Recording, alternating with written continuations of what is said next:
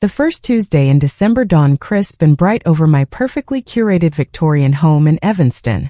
Snow dusted the garden like powdered sugar, and from my sunroom overlooking Lake Michigan, I sipped single-origin Ethiopian coffee and felt what I believed to be the early tremors of seasonal contentment. The tree was tastefully decorated in silver and white. The menorah, a nod to my late husband David's heritage, stood polished on the mantel. All was calm. All was bright. Then my phone rang. Not a text. A call. From my son Marcus. At 7:15 a.m. He never called before 9. Mom. His voice was that particular blend of stressed and apologetic I'd come to recognize as the prelude to an Isabella-related situation. We need to talk about Christmas. My Christmas spirit, fragile as a blown glass ornament, wobbled. We agreed, darling. You, Isabella, and Chloe come Christmas Eve for dinner. You stay the night.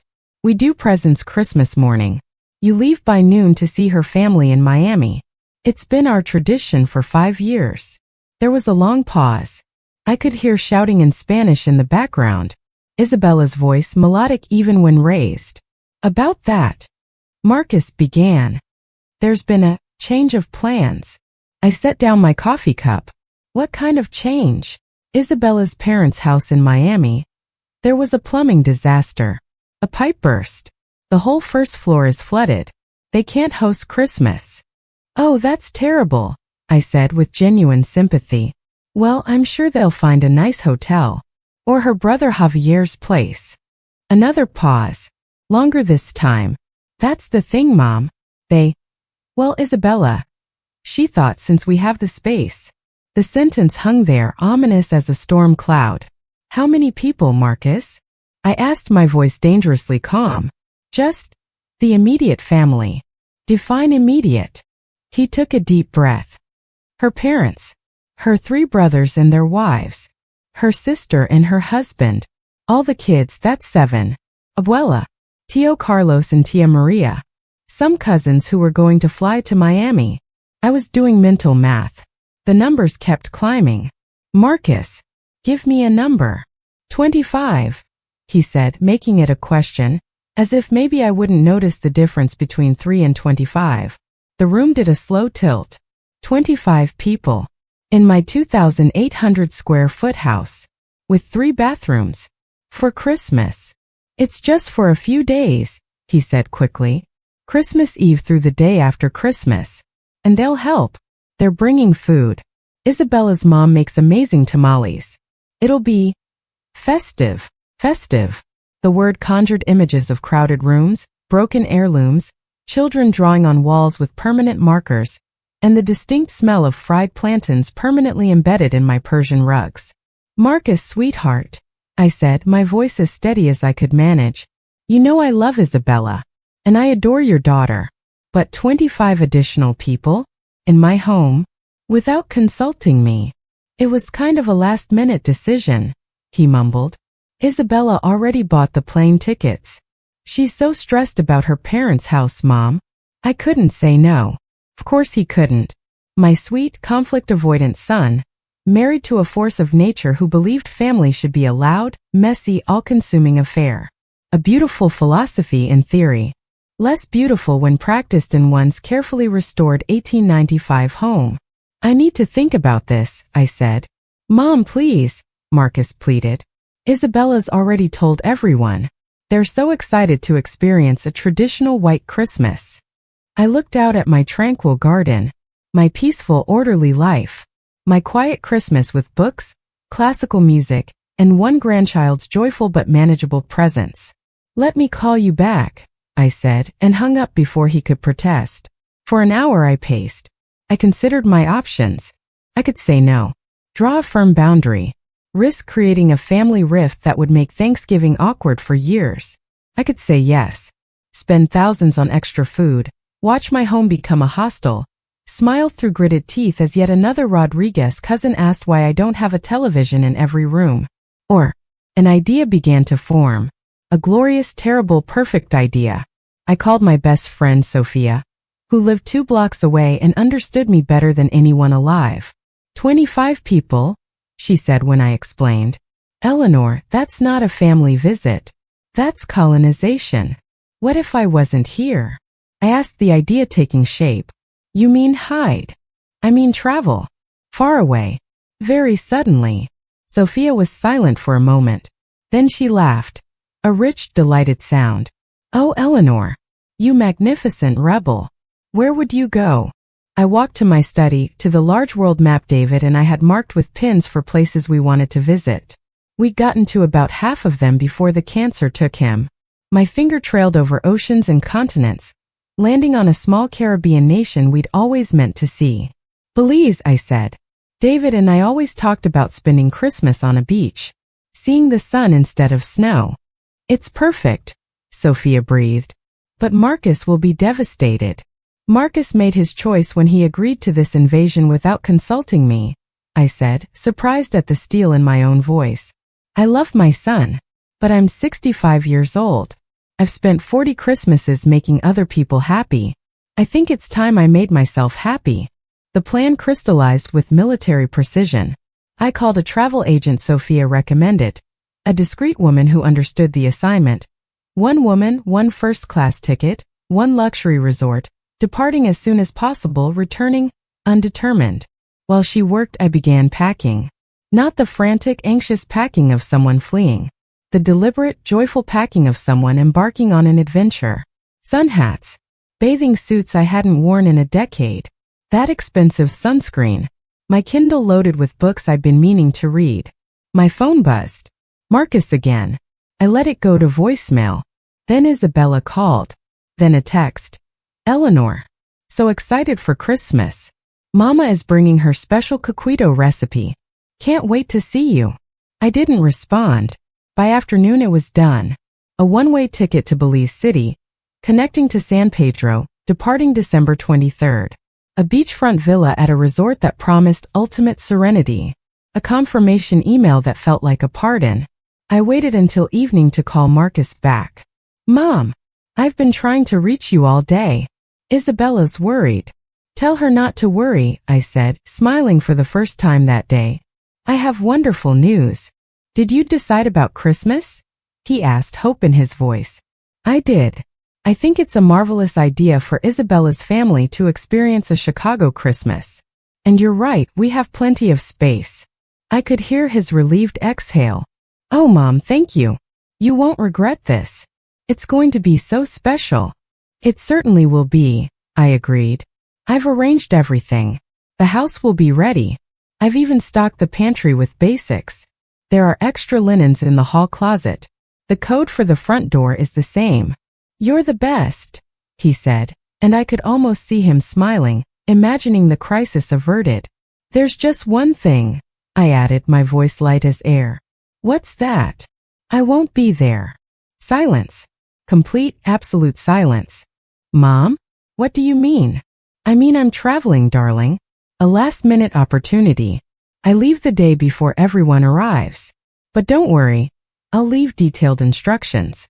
And my lawyer has the paperwork giving you temporary access to the house for the holidays. More silence. Then sputtering. You're leaving? But it's Christmas. You can't leave at Christmas. Why not? I asked pleasantly. You've invited 25 guests to my home without asking. You clearly don't need my presence to celebrate. So I've decided to take the vacation your father and I always dreamed of. Where are you going? His voice was tight. Somewhere warm, I said. Now I have packing to finish. I'll email you all the information. Give my love to Chloe. And tell Isabella's family, I hope they have a very Merry Christmas in my home. Mom, wait. I love you, Marcus. Goodbye. I hung up, my heart pounding but my spirit soaring. Then I did the next thing on my list.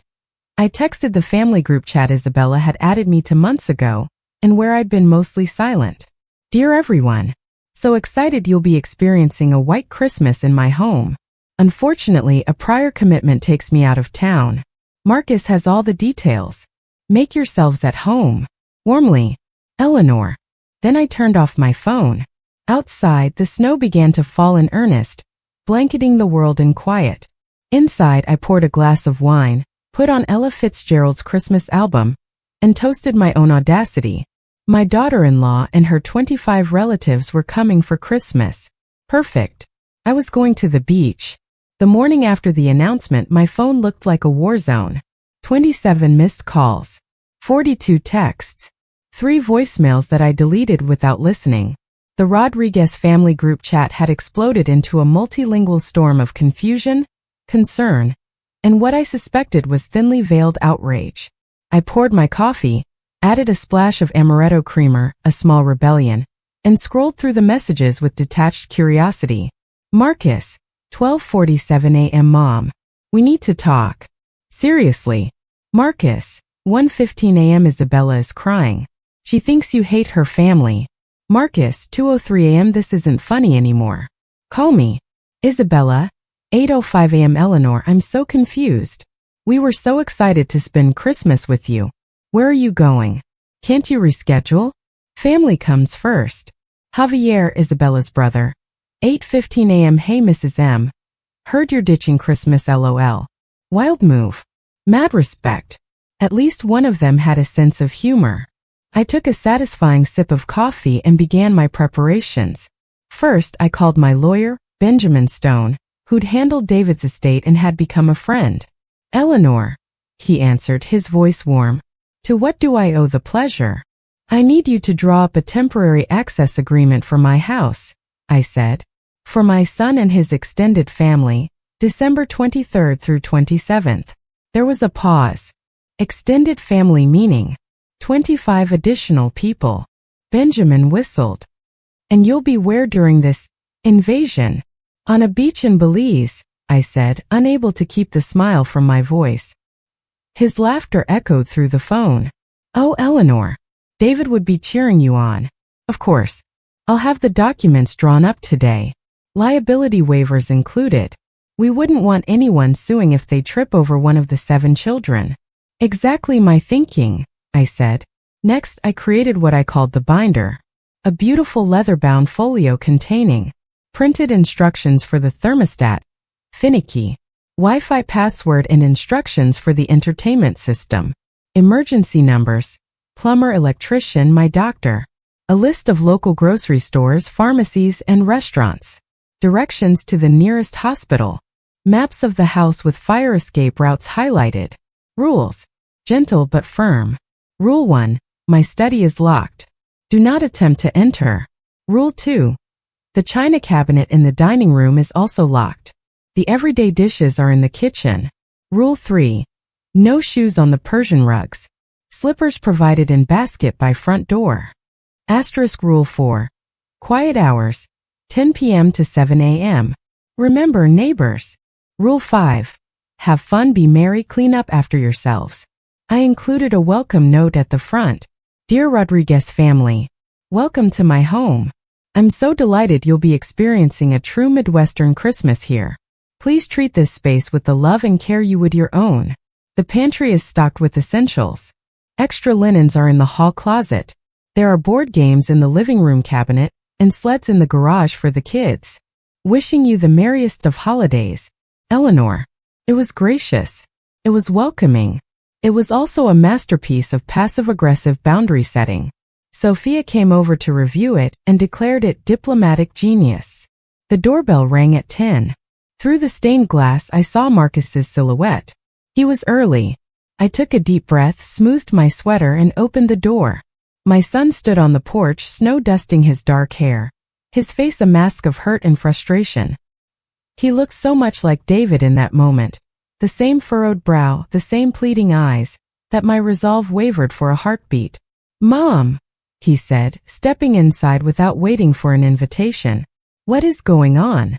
I believe I explained on the phone, I said calmly, leading him to the kitchen. Coffee. Don't coffee me, Mom. Isabella is devastated. She thinks you're rejecting her family, her culture. I poured him a mug anyway. Marcus, sit down.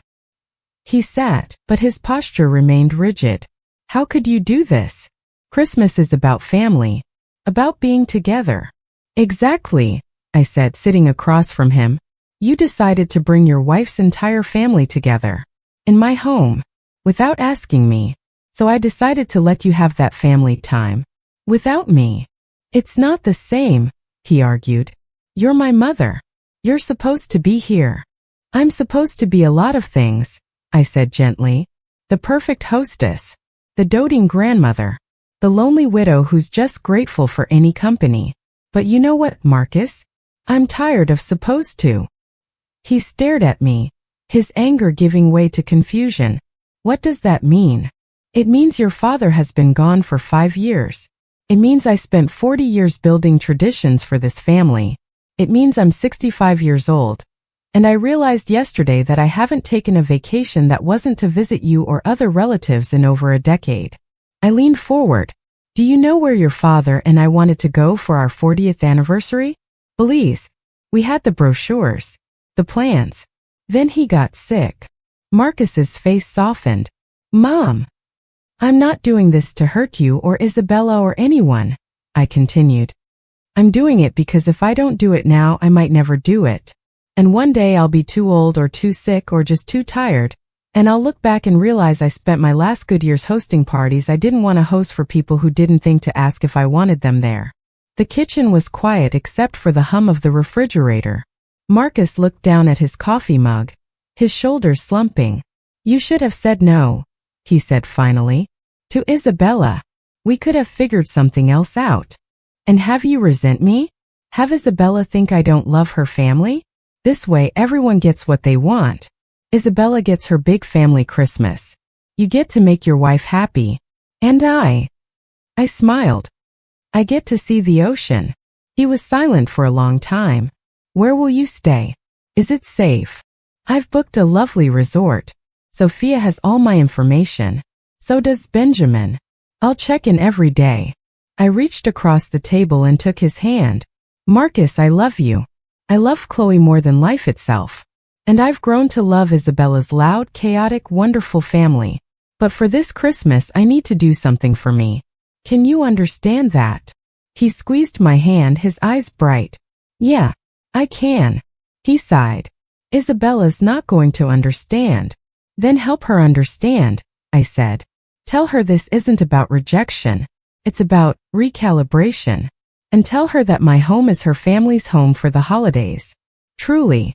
After he left, somewhat mollified, I continued my preparations. I moved my most precious items into the Study David's first edition Fitzgerald collection, my mother's porcelain figurines, the antique jewelry box. I locked the door and pocketed the key. I packed my suitcase with a sense of giddy freedom. Swimsuits. Sundresses. That wide-brimmed hat I bought on a whim and never wore. A stack of books that had nothing to do with self-improvement or family sagas, murder mysteries, a celebrity memoir, a book about tropical birds. Sophia arrived with lunch and a gift, a beautiful leather travel journal. To document your rebellion, she said, hugging me. Over salads we plan my escape route. They're going to show up on the 23rd, Sophia said. So you need to be gone by the morning. I'll drive you to the airport. And I'll be your eyes and ears here. You don't mind playing spy? I asked. Darling, I haven't had this much fun since my divorce, she said, her eyes twinkling. I'll drive by daily. Make sure the house isn't burning down. And text you updates. That evening, as I was finalizing my packing, my granddaughter Chloe FaceTimed me. Her little face filled the screen, her curly hair a wild halo. Grandma Ellie, Daddy says you're going to the beach. I am, sweetheart. I'm going to see the ocean. Will there be dolphins? She asked, her eyes wide. I hope so. Mommy's sad, she said, her voice dropping to a whisper. She's crying in the bedroom. Daddy says you need a vacation. A vacation, I said, my heart twisting. Yes, honey. Grandma needs a little vacation. Will you bring me a shell? A whole pocketful, I promised. And we'll have our own special Christmas when I get back. Just you and me. With hot chocolate? She asked. With extra marshmallows, I swore. After we said goodbye, I sat in the quiet living room, the Christmas tree twinkling.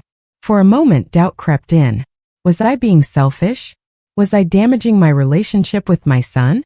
Was I becoming the kind of mother-in-law people tell horror stories about? Then I looked at the photograph on the mantel. David and me on our honeymoon in Cape Cod. We were so young, so hopeful with our whole lives ahead of us. We dreamed of traveling the world together. We'd made lists. We'd saved brochures. Life, of course, had other plans. Careers. A child. Mortgages. Illness. But David wouldn't want me to be stuck in this big, empty house, playing hostess to a crowd while mourning what we never got to do. He'd want me to go. To see the ocean for both of us. To feel the sun on my face and remember what it was like to be an adventurer, not just a caretaker. My phone buzzed with a text from Sophia. All systems go. Car arrives at 5 a.m. Your flight is confirmed. The escape is on. I smiled, all doubt vanishing. I was doing this. For me. For David. For the woman I used to be before I became someone's wife, someone's mother, someone's grandmother. The next morning before dawn, Sophia pulled up in her sleek Mercedes. We loaded my suitcase into the trunk as snow began to fall again, coating the world in silent white. Last chance to change your mind, Sophia said, but her eyes were shining with excitement for me. Not a chance, I said, locking my front door for the last time in what would be weeks. As we drove to O'Hare, the city waking up around us, I felt something I hadn't felt in years. Anticipation. Pure, unadulterated anticipation. Not for a holiday I had to orchestrate. Not for a visit I had to prepare for. But for an adventure that was entirely my own. At the airport, Sophia hugged me tight. Send pictures. Drink something with an umbrella in it. And don't you dare feel guilty. I won't, I said, and mostly meant it. As I walked through security, my carry-on holding my travel journal and a novel, I glanced at my phone one last time. The family group chat had another dozen messages. Isabella's mother had posted a picture of tamales in progress. Someone's cousin was asking if Chicago had Uber. I smiled, turned my phone to airplane mode, and boarded the plane. Somewhere over the Gulf of Mexico, as the sunrise painted the clouds in hues of pink and gold, the flight attendant brought me a mimosa. I raised my glass in a silent toast. To the family, currently en route to my house. To Marcus, learning to set his own boundaries. To Isabella, who would either forgive me or forever think I was a witch. To David, who I wished was beside me. And to me, Eleanor Montgomery, world traveler, rebel grandmother, woman on a beach finally. The adventure had begun. The first thing that struck me about Belize was the color. After the monochrome winter grays of Chicago, the world here exploded in technicolor. Turquoise water so vivid it looked photoshopped. Lime green palm fronds against a sky of impossible blue. Flowers in shades of fuchsia, orange, and yellow I didn't even have names for. My villa at the resort was a masterpiece of understated luxury. White stucco, dark wood beams, and walls that opened completely to a private stretch of beach. The sound of waves was a constant, gentle heartbeat. I stood on the deck barefoot, the warm wood beneath my feet, and breathed in air that smelled of salt, plumeria, and freedom. I did something then that I hadn't done in years. Absolutely nothing. For 3 hours I sat in a comfortable lounger, watching the waves roll in and out. No lists. No obligations. No worrying about whether there were enough clean towels or if the turkey was thawing properly. Just Eleanor, the sun, and the sea. My phone, blessedly silent on airplane mode, felt like a relic from another life.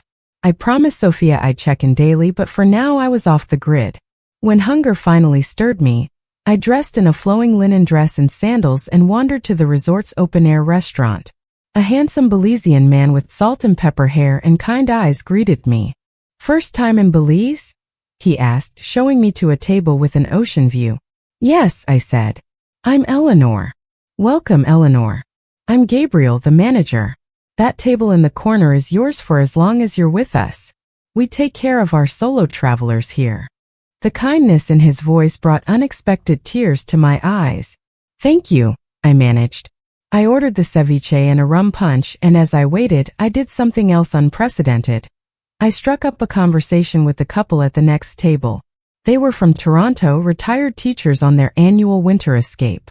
We talked about books, travel, and the merits of different Caribbean islands. It was easy, uncomplicated.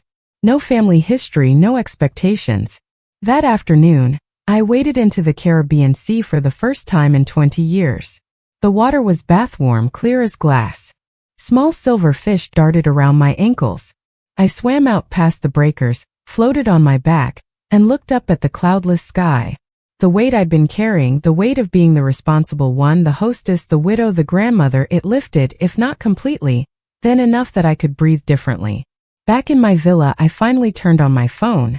It buzzed to life like an angry hornet's nest. 47 new messages.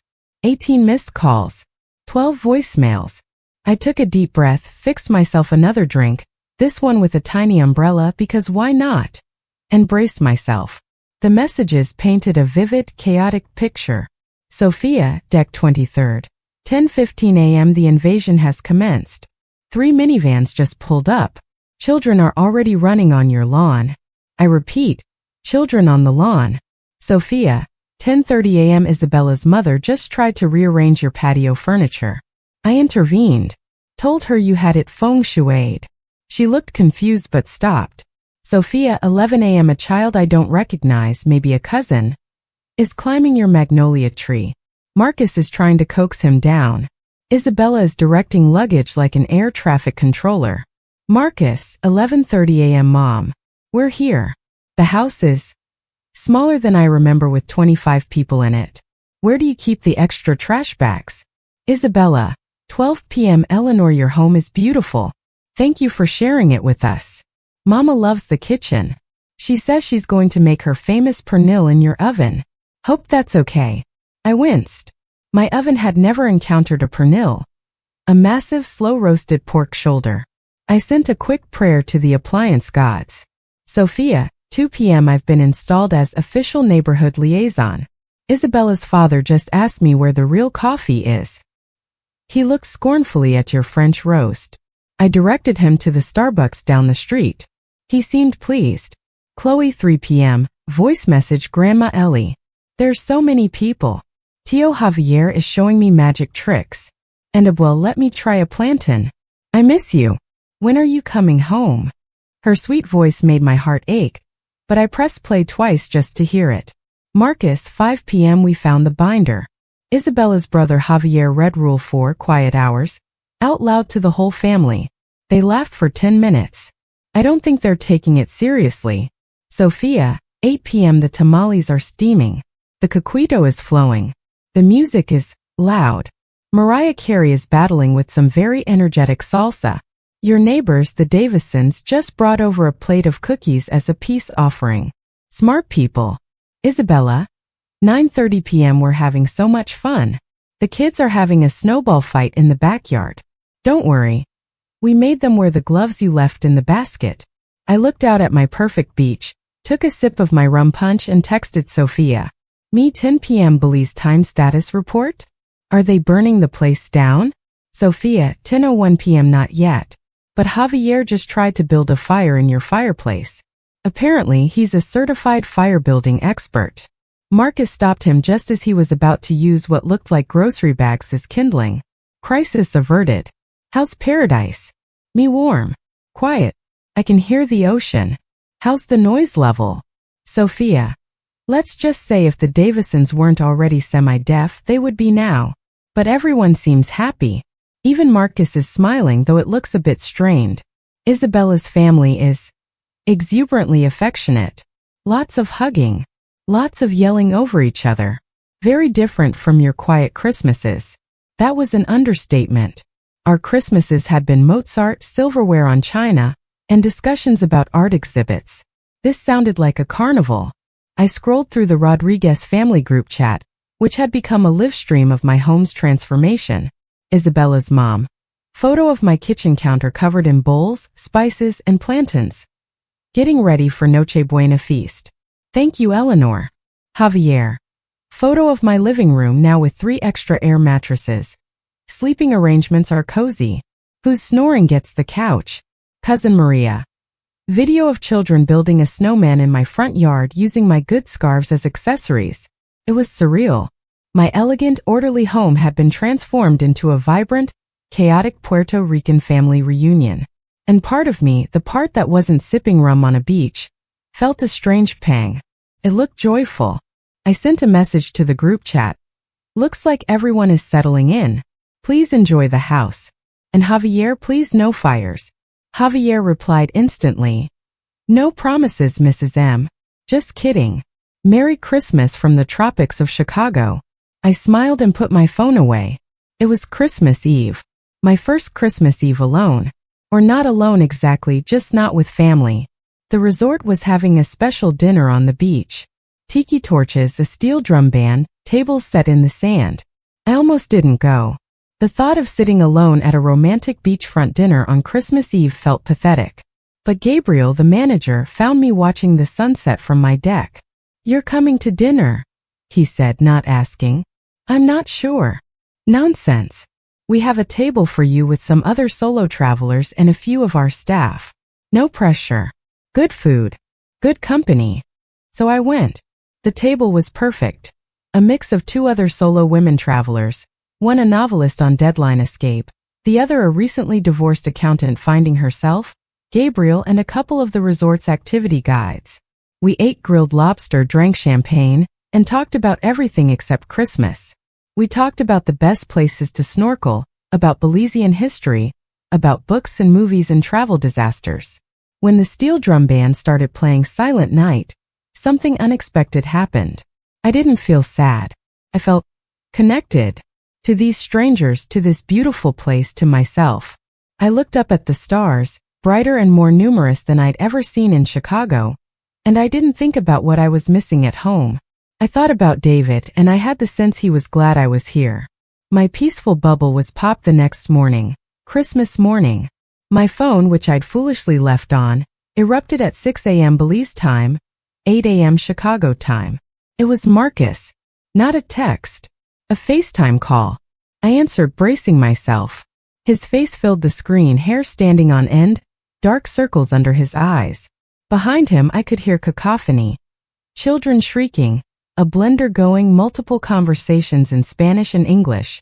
Mom, he said, his voice hoarse. We have a situation. What kind of situation? I asked, sitting up in bed. Is everyone okay? Define okay, he said, running a hand over his face. The plumbing situation. My blood ran cold. What about the plumbing? 25 people, 3 bathrooms, he said, as if explaining basic math to a child. The main bathroom. The toilet. It's overflowed. Oh, Marcus. It's not just overflowed. The geyser. There's water everywhere. In the hallway. Seeping into the downstairs powder room. Javier tried to fix it with a plunger and what he called MacGyver skills. It's worse. I took a deep breath. This was my fault. I'd abandoned my home, and now it was being destroyed. Have you called a plumber? On Christmas morning? Mom, it's 8 a.m. on December 25th. The emergency service said they could be here in 4 to 6 hours. For a triple-time holiday fee. I could hear Isabella in the background sounding near tears. Marcus, the water is coming into the dining room. The tamales. Mom, I have to go. I needed you to know. He looked utterly defeated. Merry Christmas. The call ended. I sat there, the paradise around me suddenly feeling like a selfish fantasy. My beautiful home was flooding. On Christmas. Because I wasn't there to manage things. My first instinct was to panic. To book the next flight home. To fix it. But then I stopped. I remembered the feeling of floating in the sea. The weight lifting. David's face in my memory, smiling. I called Benjamin, my lawyer. Eleanor. Merry Christmas. Aren't you on a beach? He answered cheerfully. I am. And my house is flooding. I explained the situation. Benjamin chuckled. Well, they wanted a memorable Christmas. Let me make a call. I have a client in the plumbing business. Owes me a favor. He won't be happy, but he'll go. 20 minutes later, Benjamin called back. Joe's on his way. He'll bill Marcus directly. Consider it a Christmas lesson in hosting. Thank you, Benjamin. You're a lifesaver. Enjoy your beach, Eleanor. This is their problem to solve, not yours. I tried to take his advice. I went for a walk on the beach. I watched pelicans dive for fish. But my peace was fractured. I checked my phone compulsively. Sophia, 9 a.m. Chicago. I brought over an industrial wet vac. The scene is biblical. Javier is using every towel in the house to make a dam. Isabella's father is giving unsolicited plumbing advice in Spanish. Marcus looks like he might cry. The children are splashing in the hallway puddles. It's chaos. Beautiful, hilarious chaos. Marcus, 10:30 a.m. plumber is here. He says it's a clog in the main line. From Foreign Objects. He fished out what looks like a Barbie doll head and several action figures. Apparently someone flushed toys. Isabella, 11 a.m. Eleanor, I am so sorry. Miguel's kids must have done it. We will pay for everything. This is a disaster. My mother is mortified. For the first time, I felt a genuine connection to Isabella, not as my son's wife, but as another woman trying to manage a family disaster. I wrote back, "Me, Isabella, don't apologize. These things happen with children.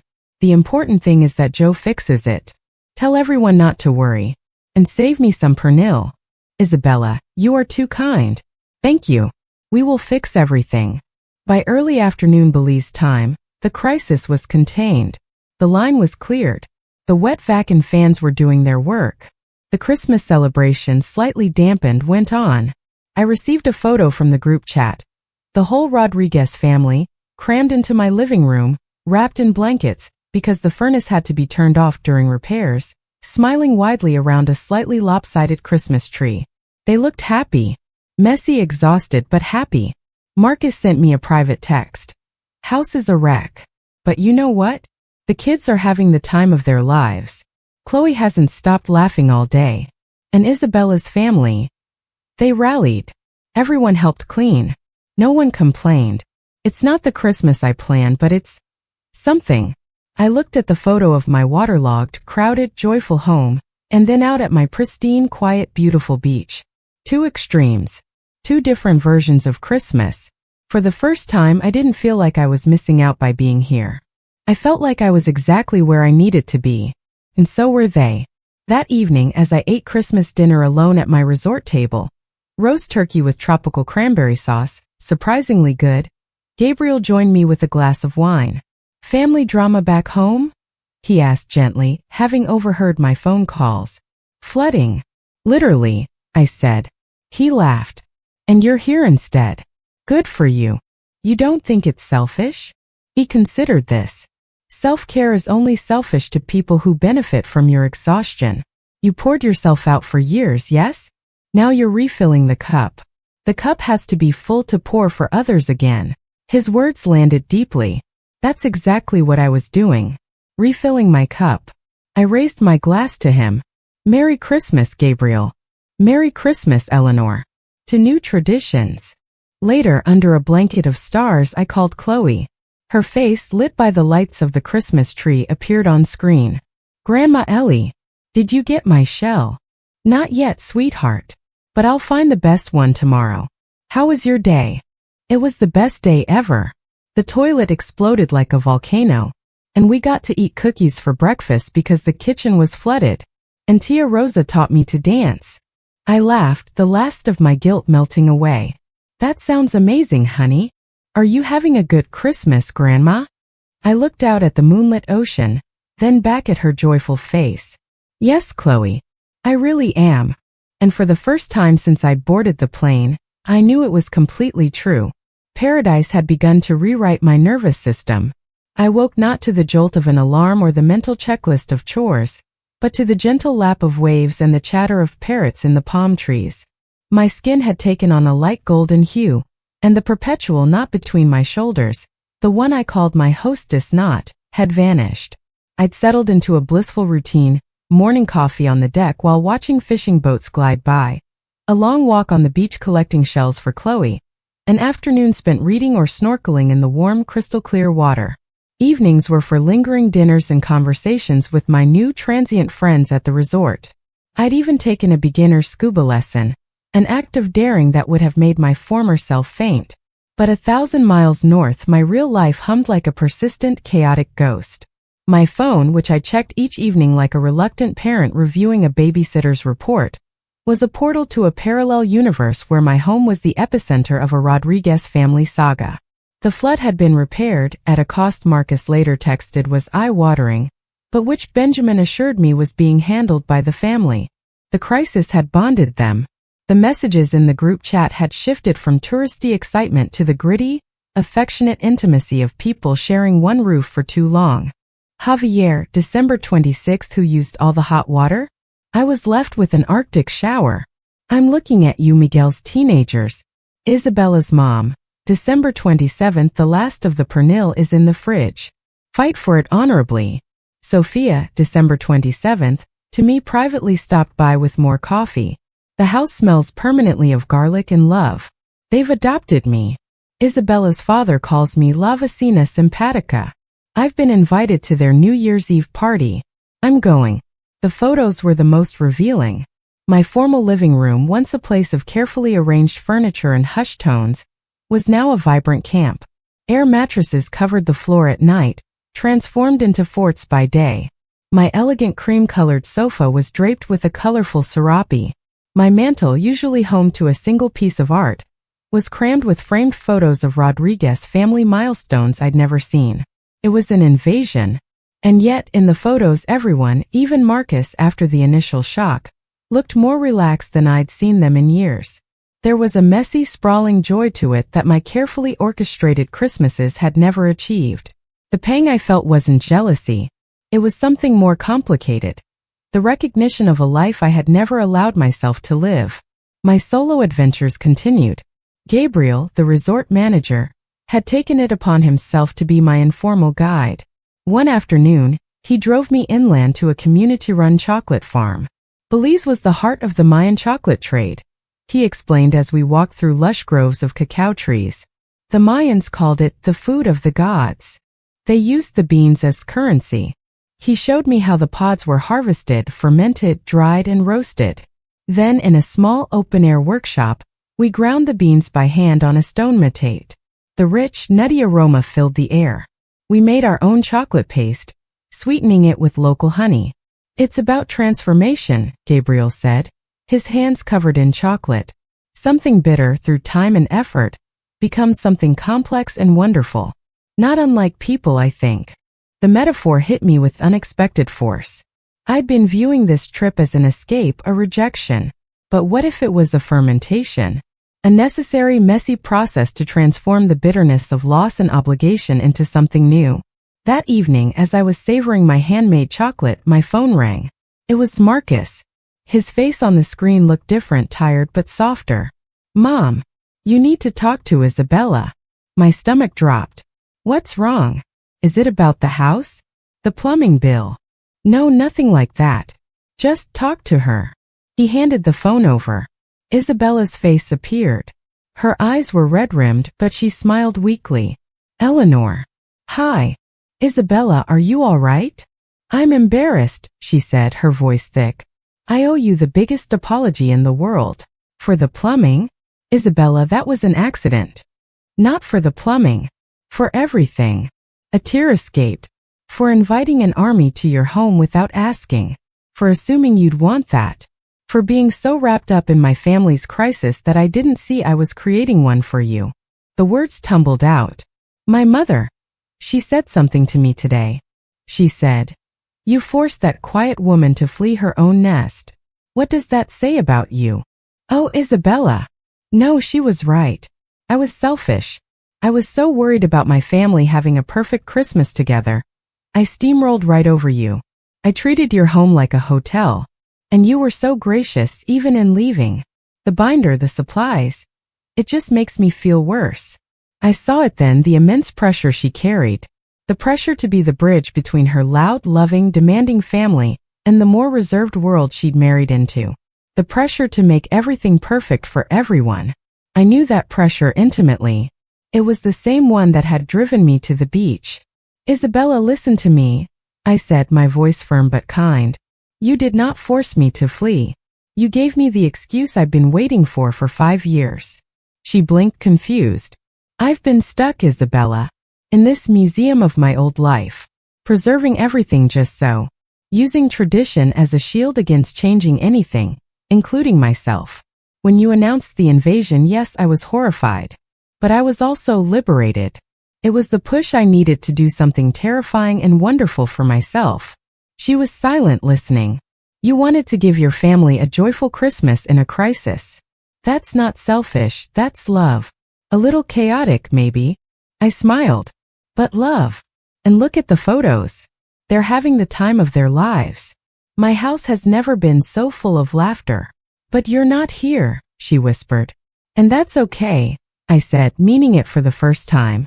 This is your family's Christmas. My being there would have changed the dynamic. I would have been the anxious hostess, you would have been stressed trying to make me comfortable, and no one would have relaxed. This way you got your uninhibited family time. And I gestured with my chocolate-covered hand at the sunset behind me. I got this. She let out a wet laugh. It looks amazing. It is.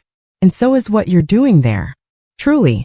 Now tell me, has my son learned to dance salsa yet? She grinned, the guilt lifting from her face. He's trying.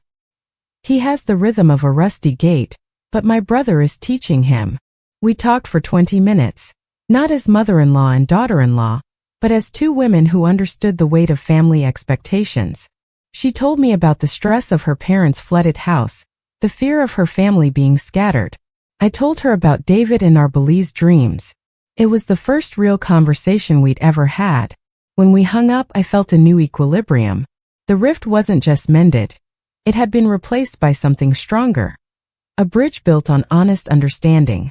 The next day, New Year's Eve, brought a different kind of intervention.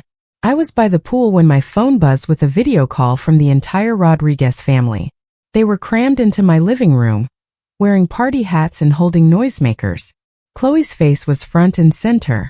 Grandma Ellie, we're having a party, and we made you a toast. The camera panned. There were at least 20 people holding plastic cups of coquito.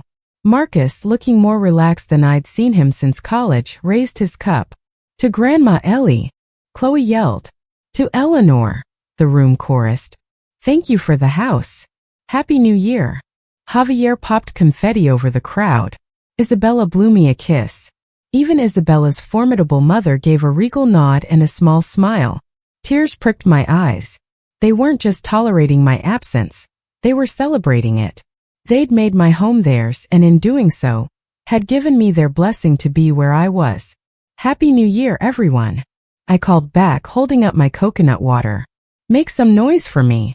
The resulting cheer was deafening and beautiful. That night, as the resort prepared its own lavish beachfront New Year's celebration, I felt a pull to do something different. I asked Gabriel if there was a quieter way to mark the moment. Come with me, he said. He drove me a short way down the coast to a smaller local beach bar. It was nothing fancy. A thatched roof, reggae music, families and fishermen mingling. We bought grilled fish and cold beer and sat on a log watching the sea. People gathering at the water's edge, holding sparklers.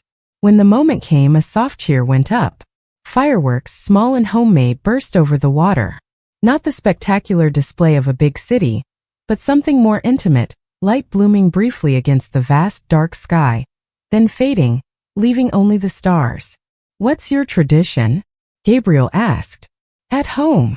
We used to watch the ball drop on TV, drink one glass of champagne. David would kiss me at midnight and say, let's make it a good one, Ellie. Then we'd go to bed by 12:30. I smiled at the memory. It was quiet. And this year, I looked around at the smiling faces, felt the warm sand under my feet, heard the reggae beat mix with the waves. This is good too, I said. Different. But good. He nodded. Different isn't bad. It's just different. At that moment, my phone lit up with a barrage of messages. Photos from home of hugs, laughter, and confetti-covered chaos. Another photo came through from Sophia. She was wearing a paper crown, sandwiched between Isabella's laughing parents, holding a glass of coquito. I was connected to both worlds, fully present in neither, yet somehow more whole than I'd been in years. Gabriel walked me back to the resort along the moonlit beach. At the path to my villa, he stopped. You've had a look about you this week, he said. Like someone waking up from a long sleep. I feel that way, I admitted. The question is, he said gently, what will you do when you're fully awake? He said goodnight, leaving me with the question and the sound of the waves. Back in my villa, I didn't check my phone. Instead, I opened the travel journal Sophia had given me. I'd been jotting down small observations: the color of the water, the taste of the chocolate, the names of fish I'd seen. That night I wrote something different. New Year's Eve. A threshold. I ran away to find peace. I thought peace was the absence of noise. But I think I was wrong. Peace isn't the absence of anything. It's the presence of a choice. The choice to stay or go. To speak or be silent. To host or to be hosted. For years I felt I had no choices left. Only duties. Tonight I feel the weight of a million choices again. It's terrifying. And exhilarating. What will I choose? I closed the journal. Outside, the ocean continued its endless, patient conversation with the shore. It didn't have the answers. But for the first time in a long time, I was excited to go looking for them. My escape was over. My sabbatical had begun.